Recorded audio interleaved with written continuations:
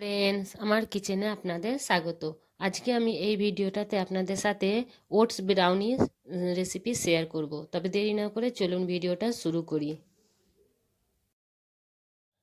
একটা জারেতে আমি সব থেকে আগে এখানে আমি 1 কাপ মতো ওটস নিয়ে নিয়েছি।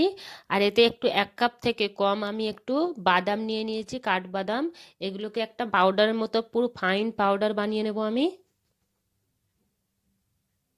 এখানে ওটসটা পুরো পাউডার বেনে গেছে। এবার এতে আমি দিয়ে দেব 1 কাপ মতো গুড়। আর এতে দেব আমি 1 কাপ মতো পানি ঝরানো টক দই দিয়ে দিচ্ছি। আর এখানে দেবো 1 কাপ থেকে একটু কম দুধ।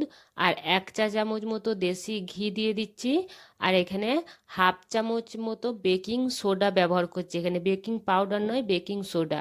আর এখানে 1 চামচ মতো কোকো পাউডার দিয়ে এটাকে একটা ভালোভাবে পেস্ট বানিয়ে নেব। পেস্টটা যেন একটু গাঢ় পারা হয়, যেন পাতলা যেন না হয়ে যায়। এই দেখুন এরকম ধারা একবারে গাঢ় মতো হবে।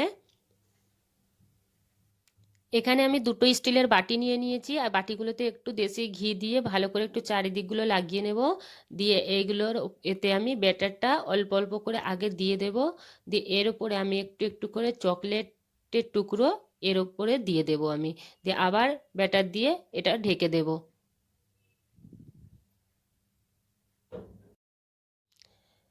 এখানে আমি কিছু কাটা বাদাম ছিল, সেই বাদামগুলো উপরে ছিটিয়ে দিলাম।